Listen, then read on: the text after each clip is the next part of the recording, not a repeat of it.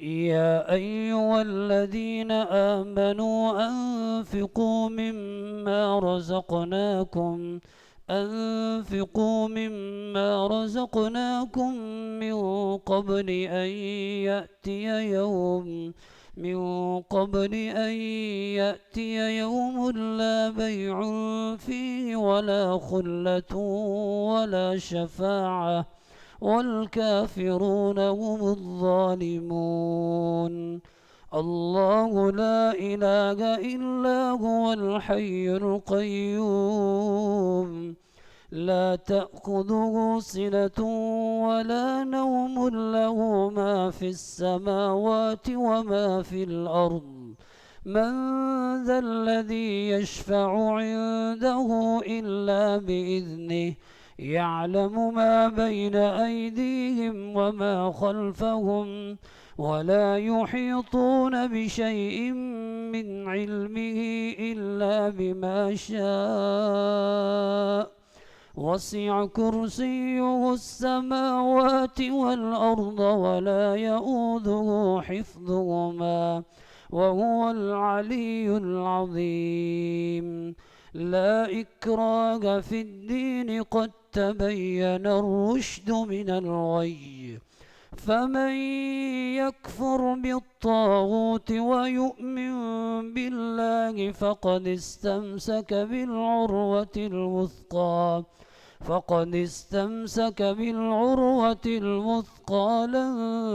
انفصام لها والله سميع عليم. الله ولي الذين آمنوا يخرجهم من الظلمات إلى النور والذين كفروا أولياؤهم الطاغوت يخرجونهم من النور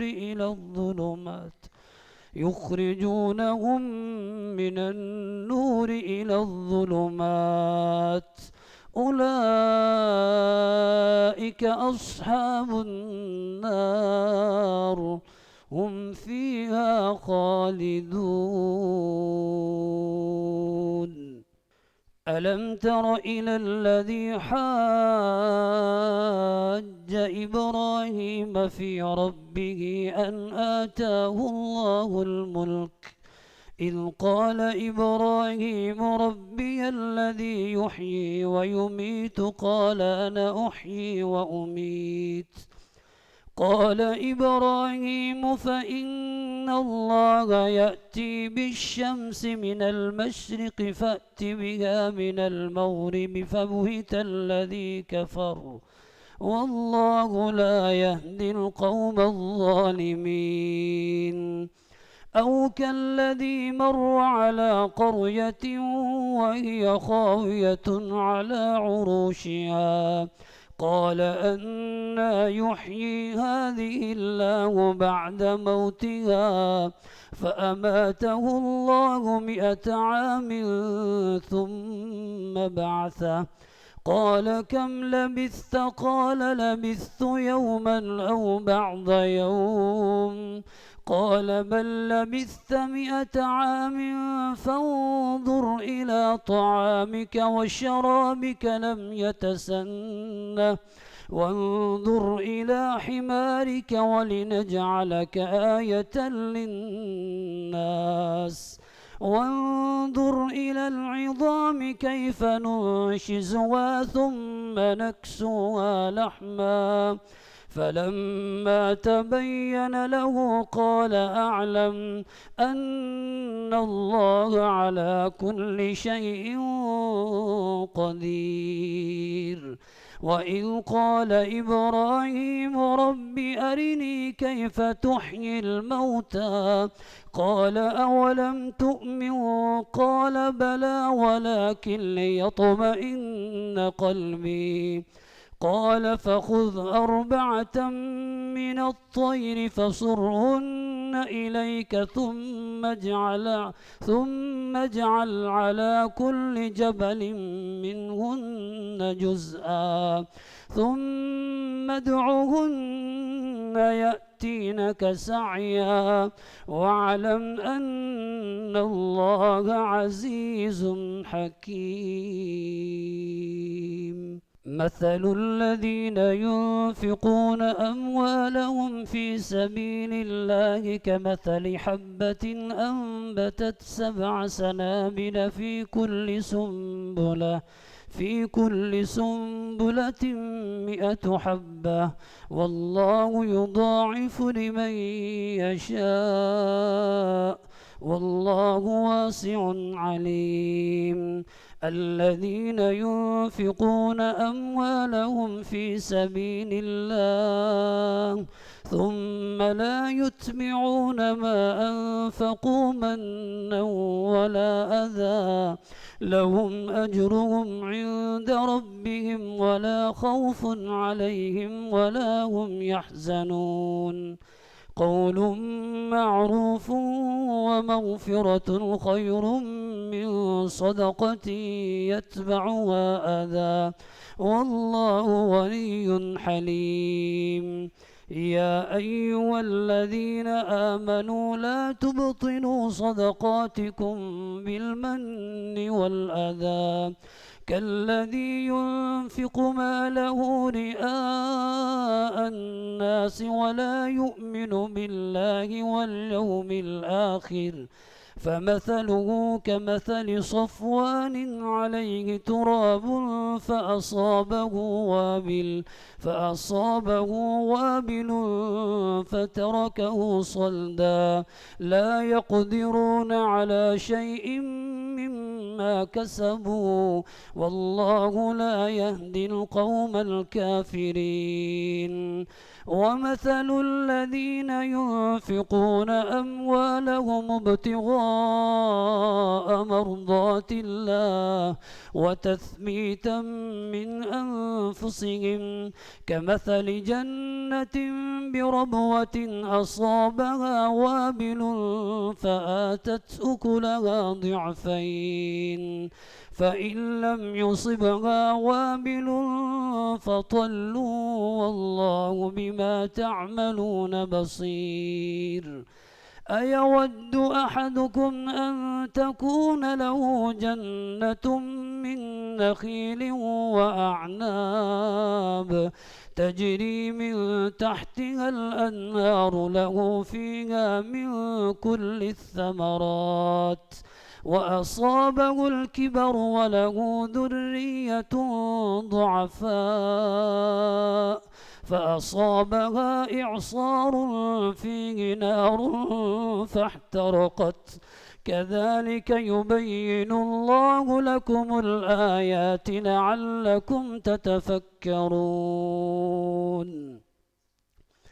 يا أيها الذين آمنوا أنفقوا من طيبات ما كسبتم ومما أخرجنا لكم من الأرض ولا تيمموا الخبيث منه تنفقون ولستم بآخذيه إلا أن تغمضوا فيه واعلموا أن الله غني حميد. الشيطان يعدكم الفقر ويأمركم بالفحشاء والله يعدكم مغفرة منه وفضلا والله واسع عليم. يؤتي الحكمة من يشاء ومن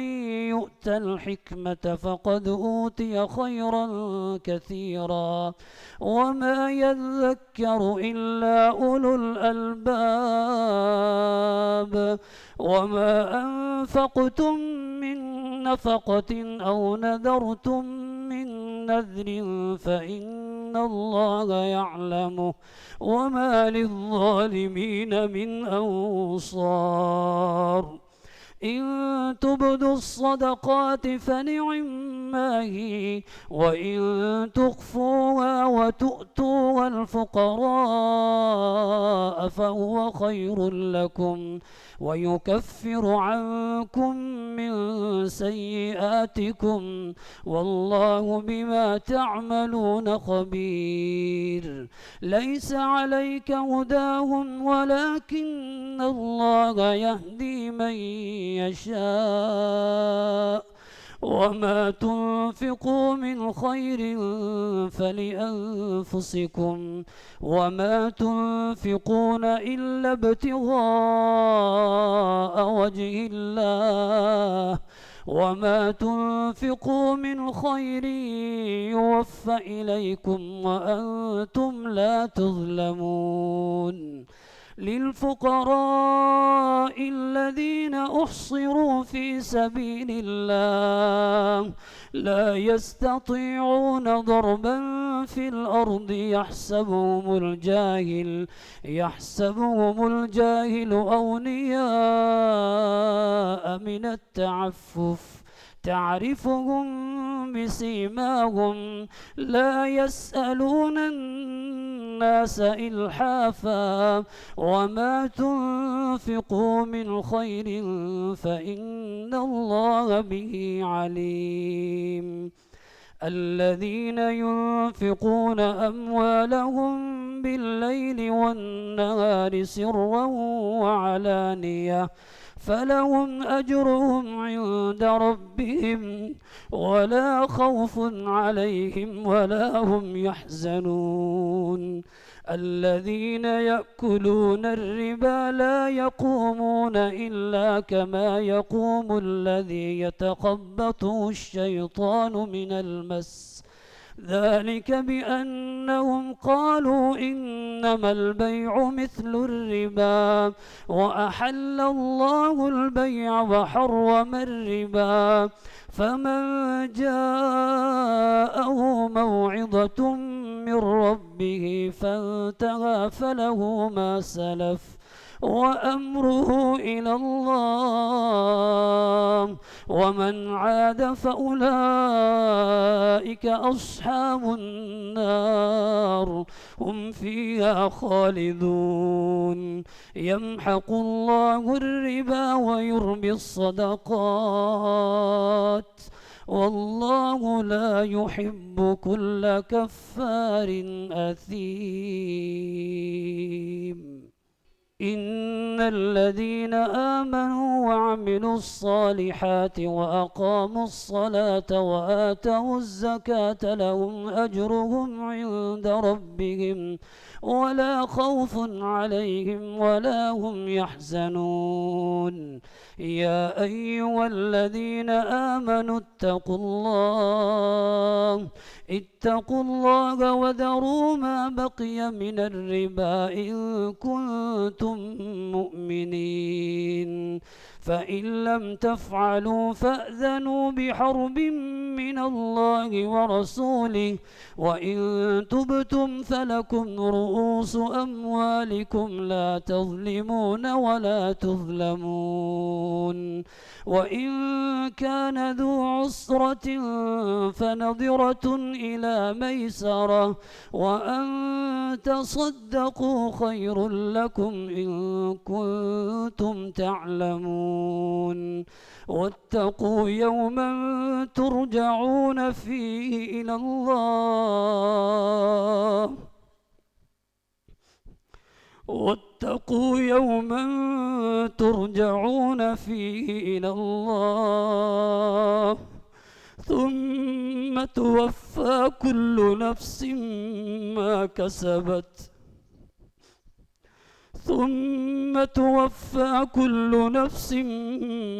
كسبت وهم لا يظلمون. يا أيها الذين آمنوا إذا تداينتم بدين إلى أجل مسمى فاكتبوه وليكتب بينكم كاتب بالعدل ولا يأب كاتب أن يكتب كما علمه الله فليكتب وليملل الذي عليه الحق وليتق الله ربه ولا يبخس منه شيئا فإن كان الذي عليه الحق سفيها أو ضعيفا أو لا يستطيع أن يمل فليملل وليه بالعدل واستشهدوا شهيدين من رجالكم فإن لم يكونا رجلين فرجل وامرأتان ممن ترضون من الشهداء أن تضل إحداهما فتذكر إحداهما الأخرى ولا يأبى الشهداء إذا ما دعوا ولا تسأموا أن تكتبوه صغيرا أو كبيرا إلى أجله ذلكم أقسط عند الله وأقوم للشهادة وأدنى ألا ترتابوا إلا أن تكون تجارة حاضرة تديرونها بينكم فليس عليكم جناح ألا تكتبوها وأشهدوا إذا تبايعتم ولا يضار كاتب ولا شهيد وإن تفعلوا فإنه فسوق بكم واتقوا الله ويعلمكم الله والله بكل شيء عليم وإن كنتم على سفر ولم تجدوا كاتبا فرهان مقبوضة فإن أمن بعضكم بعضا فليؤدي الذي اؤتمن أمانته وليتق الله ربه ولا تكتموا الشهادة ومن يكتمها فإنه آثم قلبه والله بما تعملون عليم لله ما في السماوات وما في الأرض وإن تبدوا ما في أنفسكم أو تخفوه يحاسبكم به الله فيغفر لمن يشاء ويعذب من يشاء والله على كل شيء قدير آمن الرسول بما أنزل إليه من ربه والمؤمنون كل آمن بالله وملائكته وكتبه ورسله لا نفرق بين أحد من رسله وقالوا سمعنا وأطعنا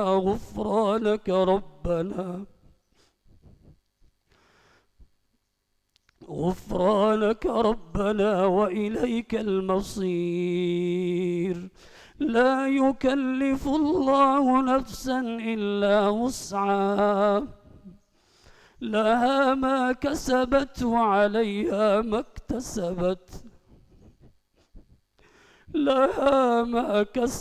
وعليها ما اكتسبت ربنا لا تؤاخذنا إن نسينا أو أخطأنا ربنا ولا تحمل علينا إصرا كما حملته على الذين من قبلنا ربنا ولا تحملنا ما لا طاقة لنا به واعف عنا عنا واغفر لنا وارحمنا واعف عنا واغفر لنا وارحمنا، أنت مولانا فانصرنا على القوم الكافرين. ألف لام ميم. الله لا إله إلا هو الحي القيوم، نزل عليك الكتاب بالحق مصدقا لما بين يديه، وأنزل التوراة والإنجيل من قبل هدى للناس وأنزل الفرقان. إن الذين كفروا بآيات الله لهم عذاب شديد، والله عزيز ذو انتقام. إن الله لا يخفى عليه شيء في الأرض ولا في السماء، هو الذي يصوركم في الأرحام كيف يشاء، لا إله إلا هو العزيز الحكيم. هو الذي أنزل عليك الكتاب منه آيات محكمات هن أم الكتاب وأخر متشابهات، فأما الذين في قلوبهم زيغ فيتبعون ما تشابه منه ابتغاء الفتنة وابتغاء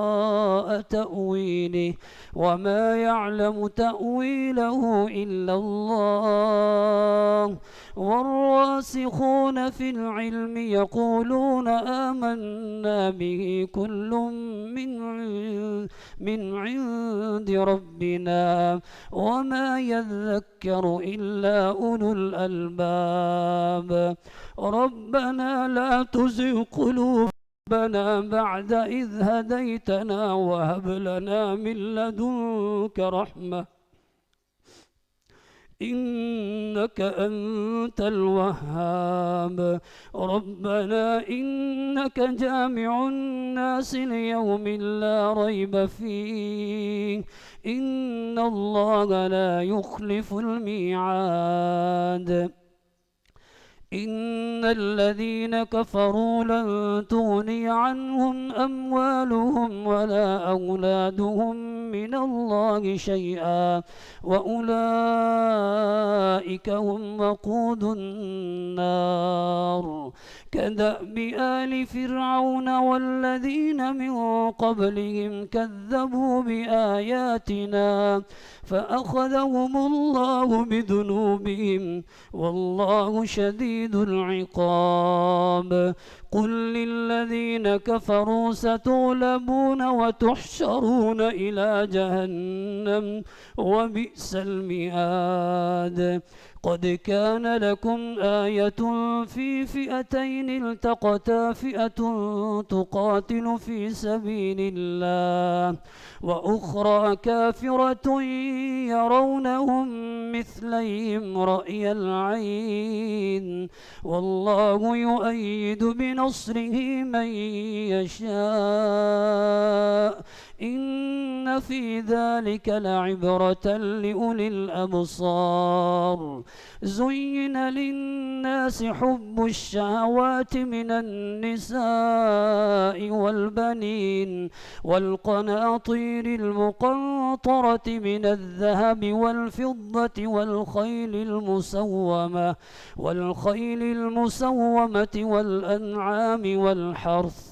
ذلك متاع الحياة الدنيا، والله عنده حسن المآب. قل أنبئكم بخير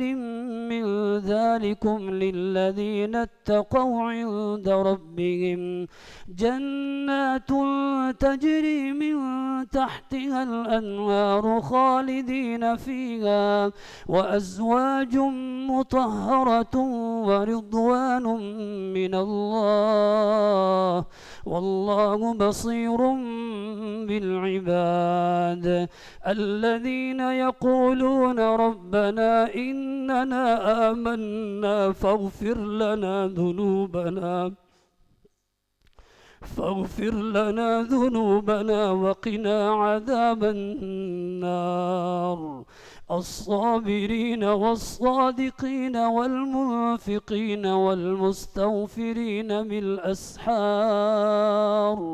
شهد الله أنه لا إله إلا هو والملائكة وأولو العلم قائما بالقسط لا إله إلا هو العزيز الحكيم إن الدين عند الله الإسلام وما اختلف الذين أوتوا الكتاب إلا من بعد ما جاءهم العلم بغيا بينهم ومن يكفر بآيات الله فإن الله سريع الحساب فإن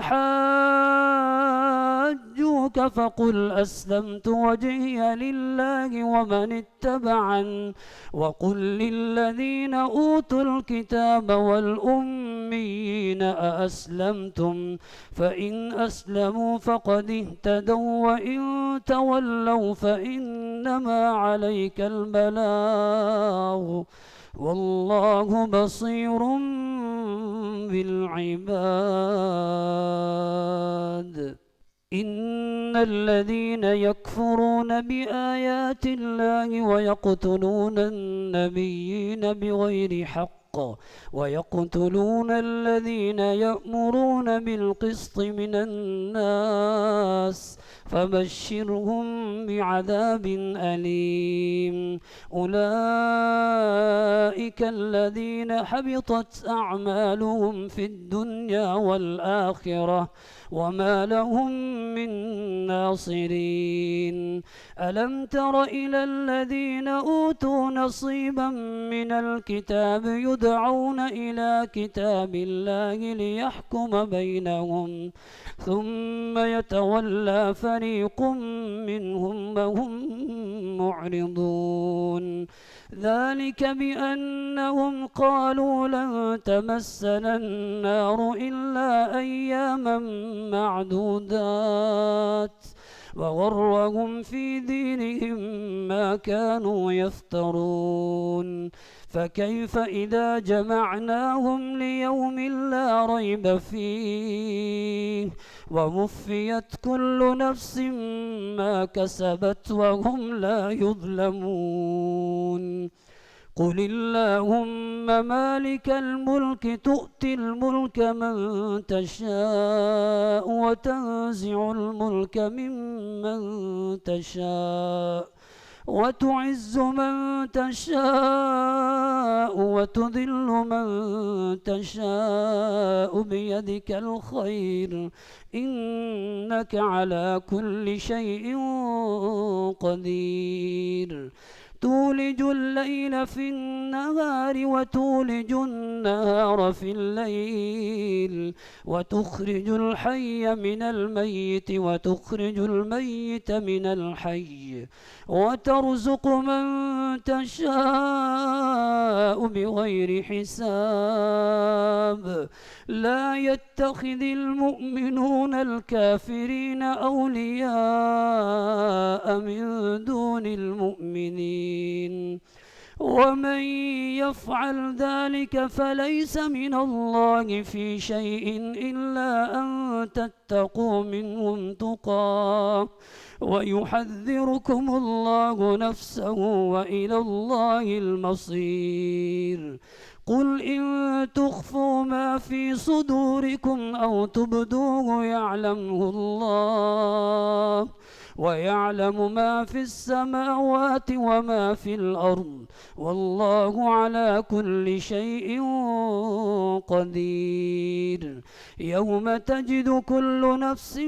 ما عملت من خير محضرا وما عملت من سوء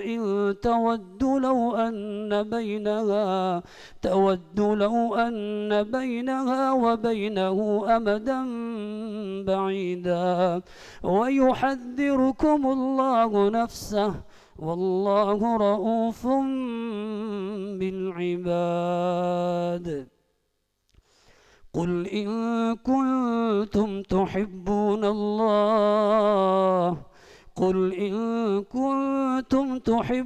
الله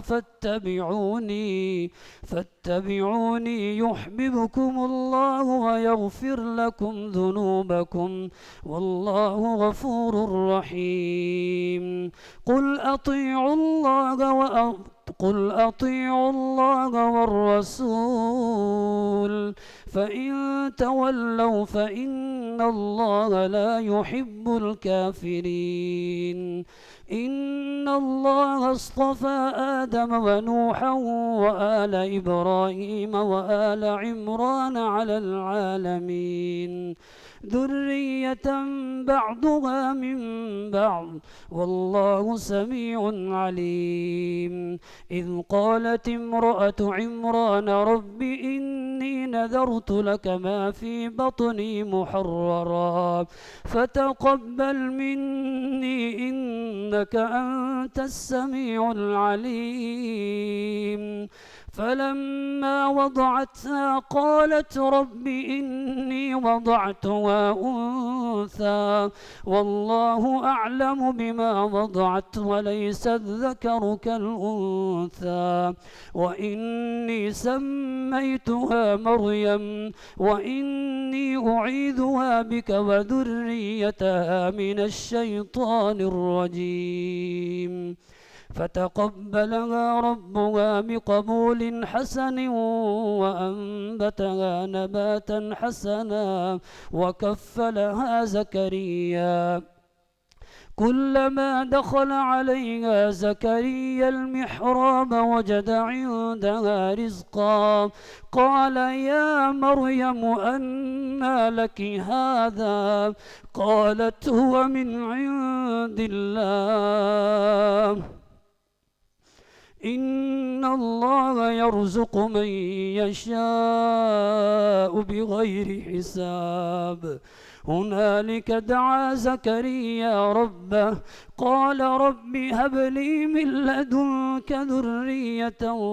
طيبة إنك سميع الدعاء. فنادته الملائكة وهو قائم يصلي في المحراب أن الله يبشرك بيحيى مصدقا بكلمة من الله وسيدا وحصورا ونبيا من الصالحين. قال رب أنى يكون لي غلام وقد بلغني الكبر وامرأتي عاقر قال كذلك الله يفعل ما يشاء. قال رب اجعل لي آية قال آيتك ألا تكلم الناس 3 أيام إلا رمزا واذكر ربك كثيرا وسبح بالعشي والإبكار. وإن قالت الملائكة يا مريم إن الله اصطفاك وطهرك واصطفاك على نساء العالمين يا مريم اقنتي لربك واسجدي واركعي مع الراكعين ذلك من أنباء الغيب نوحيه إليك وما كنت لديهم إذ يلقون أقلامهم أيهم يكفل مريم وما كنت لديهم إذ يختصمون إذ قالت الملائكة يا مريم إن الله يبشرك بكلمة منه اسمه المسيح عيسى بن مريم وجيها في الدنيا والآخرة ومن المقربين ويكلم الناس في المهد وكهلا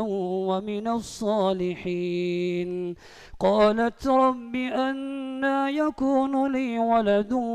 ولم يمسسني بشر قال كذلك الله يخلق ما يشاء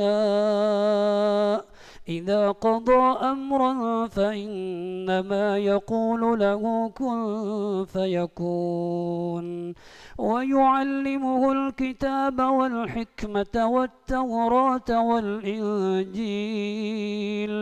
ورسولا إلى بني إسرائيل أني قد جئتكم بآية من ربكم أني أخلق لكم من الطين كهيئة الطير فأنفخ فيه فيكون طيرا بإذن الله وأبرئ الأكمه والأبرص وأحيي الموتى بإذن الله وأنبئكم بما تأكلون وما تدخرون في بيوتكم إن في ذلك لآية لكم إن كنتم مؤمنين ومصدقا لما بين يدي من التوراة ولأحل لكم بعض الذي حرم عليكم وجئتكم بآية من ربكم فاتقوا الله وأطيعون إن الله ربي وربكم فاعبدوه هذا صراط مستقيم فلما أحس عيسى منهم الكفر قال من أنصاري إلى الله قال الحواريون نحن أنصار الله آمنا بالله واشهد بأننا مسلمون ربنا آمنا بما أنزلت واتبعنا الرسول فاكتبنا مع الشاهدين ومكروا ومكر الله والله خير الماكرين إذ قال الله يا عيسى إني متوفيك ورافعك إلي ومطهرك من الذين كفروا وجاعل الذين اتبعوك فوق الذين كفروا إلى يوم القيامة ثم إلي مرجعكم فأحكم بينكم فيما كنتم فيه تختلفون فأما الذين كفروا فأعذبهم عذابا شديدا في الدنيا والآخرة وما لهم من ناصرين وأما الذين آمنوا وعملوا الصالحات فيوفيهم أجورهم والله لا يحب الظالمين ذلك نتلوه عليك من الآيات والذكر الحكيم إن مثل عيسى عند الله كمثل آدم خلقه من تراب ثم قال له كن فيكون الحق من ربك فلا تكن من الممترين. فمن حاجك فيه من بعد ما جاءك من العلم فقل تعالوا ندع أبناءنا وأبناءكم ونساءنا ونساءكم وأنفسنا وأنفسكم ثم نبتهل فنجعل لعنة الله على الكاذبين. إن هذا لهو القصص الحق وما من إله إلا الله وإن الله لهو العزيز الحكيم. فإن تولوا فإن الله عليم بالمفسدين. قل يا أهل الكتاب تعالوا إلى كلمة سواء بيننا وبينكم ألا نعبد إلا الله ولا نشرك به شيئا ولا يتخذ بعضنا بعضا أربابا من دون الله. فإن تولوا فقولوا اشهدوا بأننا مسلمون. يا أهل الكتاب لم تحاجون في إبراهيم وما أنزلت التوراة والإنجيل إلا من بعده أفلا تعقلون. ها أنتم هؤلاء حاججتم فيما لكم به علم فلم تحاجون فيما ليس لكم به علم والله يعلم وأنتم لا تعلمون. ما كان إبراهيم يهوديا ولا نصرانيا ولكن كان حنيفا مسلما وما كان من المشركين. إن أولى الناس بإبراهيم للذين اتبعوه وهذا النبي والذين آمنوا والله ولي المؤمنين. ودت طائفة من أهل الكتاب لو يضلونكم وما يضلون إلا أنفسهم وما يشعرون. يا أهل الكتاب لم تكفرون بآيات الله وأنتم تشهدون. يا أهل الكتاب لم تلبسون الحق بالباطل وتكتمون الحق وأنتم تعلمون. وقالت طائفة من أهل الكتاب آمنوا بالذي أنزل على الذين آمنوا وجه النار واكفروا آخره لعلهم يرجعون. ولا تؤمنوا إلا لمن تبع دينكم قل إن الهدى هدى الله أن يؤتى أحد مثل ما أوتيتم أو يحاجوكم عند ربكم قل إن الفضل بيد الله يؤتيه من يشاء والله واسع عليم. يختص برحمته من يشاء والله ذو الفضل العظيم. ومن أهل الكتاب من إن تأمنه بقنطار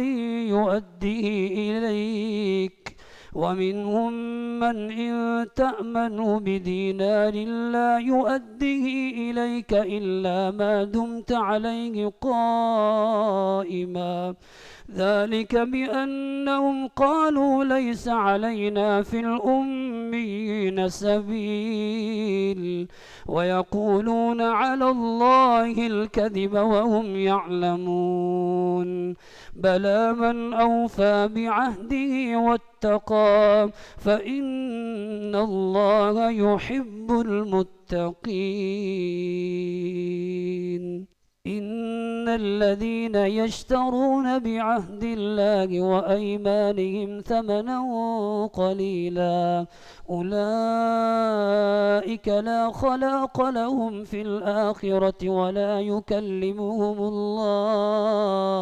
ولا ينظر إليهم يوم القيامة ولا يزكيهم ولهم عذاب أليم وإن منهم لفريقا يلوون ألسنتهم بالكتاب لتحسبوه من الكتاب وما هو من الكتاب ويقولون هو من عند الله وما هو من عند الله ويقولون على الله الكذب وهم يعلمون ما كان لبشر أن يؤتيه الله الكتاب والحكم والنبوة ثم يقول للناس كونوا عبادا لي من دون الله ولكن كونوا ربانيين بما كنتم تعلمون الكتاب وبما كنتم تدرسون ولا يأمركم أن تتخذوا الملائكة والنبيين أربابا أيأمركم بالكفر بعد إذ أنتم مسلمون وإذ أخذ الله ميثاق النبيين لما آتيتكم من كتاب وحكمة ثم جاءكم رسول مصدق لما معكم لتؤمنن به ولتنصرنه قال أأقررتم وأخذتم على ذلكم إصري قالوا أقررنا قال فاشهدوا وأنا معكم من الشاهدين فمن تولى بعد ذلك فأولئك هم الفاسقون أفغير دين الله يبغون وله أسلم من في السماوات والأرض طوعا وكرها وإليه يرجعون قل آمنا بالله وما أنزل على إبراهيم وإسماعيل وإسحاق ويعقوب والأسباط وما أوتي موسى وعيسى والنبيون من ربهم لا نفرق بين أحد منهم ونحن له مسلمون ومن يبتغ غير الإسلام دينا فلن يقبل منه وهو في الآخرة من الخاسرين كيف يهدي الله قوما كفروا بعد إيمانهم وشهدوا أن الرسول حق وجاءهم البينات والله لا يهدي القوم الظالمين أولئك جزاؤهم أن عليهم لعنة الله والملائكة والناس أجمعين خالدين فيها لا يخفف عنهم العذاب ولا هم ينظرون إلا الذين تابوا من بعد ذلك وأصلحوا فإن الله غفور رحيم إن الذين كفروا بعد إيمانهم ثم ازدادوا كفرا لن تقبل توبتهم وأولئك هم الضالون. إن الذين كفروا وماتوا وهم كفار فلن يقبل من أحدهم ملء الأرض ذهبا ولو افتدى به أولئك لهم عذاب أليم وما لهم من ناصرين.